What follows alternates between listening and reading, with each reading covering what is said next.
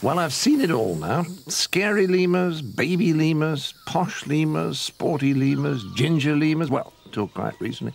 In fact, a multitude of lemurs exploiting every inch of this beautiful island. So, what's gone wrong? Why are they suddenly dying out? Well, a couple of predators pitched up. The first is a form of meat-eating mongoose whose ancestor washed up here about 40 million years ago and has since evolved to the size of a puma. It's called a fossa, and I'm afraid it feeds mostly on lemurs. But it's pretty rare, and so it doesn't pose a significant threat. However, the other predator has been much more of a problem, and it's a distant relative of the lemurs. Us, I'm afraid. We arrived 2,000 years ago and immediately started throwing our weight around.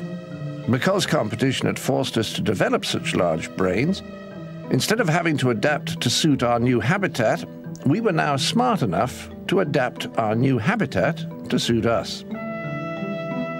So we began to chop down trees in order to plant crops, graze cattle, build roads and so on, leaving so little forest standing that nowadays it exists only in isolated pockets inhabited by marooned bands of lemurs. Homo sapiens? Homo hooliganus, more right. I'm now on my way to one of those few remaining bits of forest to try to find the Carolina 5.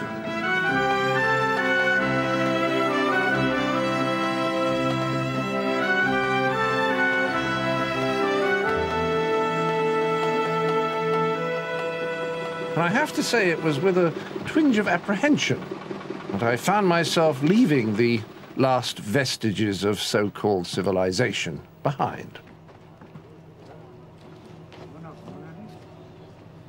The great old-fashioned railway gives way to what is satirically referred to here as road.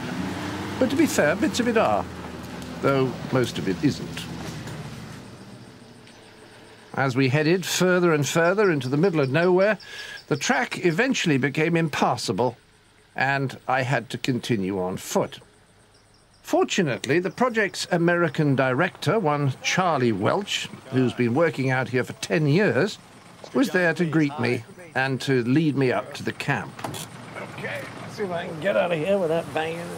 It's good to see you. Good to see you after all this time. Oh. How was it? Well, it often surprises me in documentaries like this how the dialogue, although spontaneous, nevertheless manages to sparkle. We set off on what turned out to be a 2-hour climb.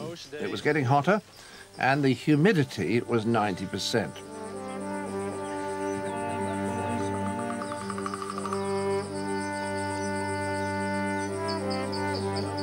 Charlie told me that waiting at the camp was an English scientist, the aptly named Adam Britt from London Zoo, who would be leading me on tomorrow's search to find our lemurs. Are we nearly there yet? The camp we're heading for lies perched on an isolated hill several miles from, well, anywhere really. So that's Batampana Nature Reserve. All the area that you see in the background, the forested mountains, are in the reserve. But there's quite a clear line there, Charlie, between the lighter green and the darker. Is that cultivated? Yeah, well, that's the southern limit of the reserve, and the lighter green on the downslope is, yeah, it's all cultivated land, and the forest on the upslope is all primary rainforest. Okay, and how big is the reserve altogether? Altogether, the reserve is 2,200 hectares. I pretended I knew what a hectare was, and on we went.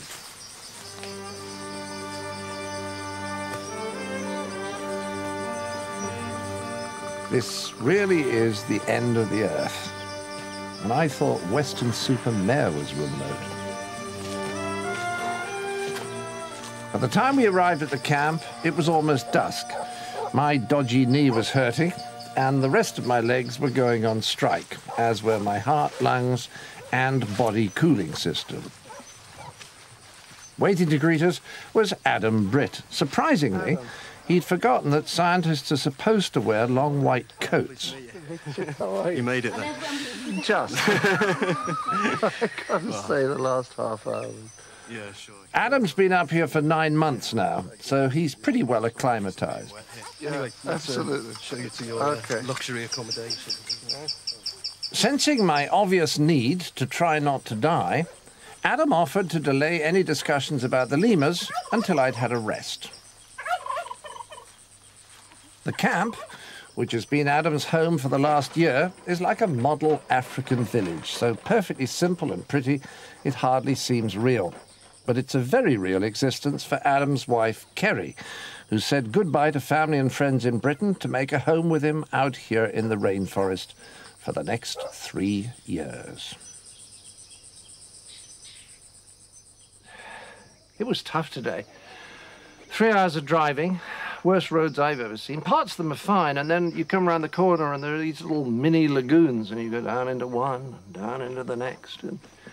And then 2 hours of walking, almost all uphill. The first hour is fine, and then the humidity begins to get you. I mean, I've never sweated like this in my life. And I guess you lose salts because last 20 minutes was a real struggle. Anyway, I'm going to have a little kip now. I may be gone some time.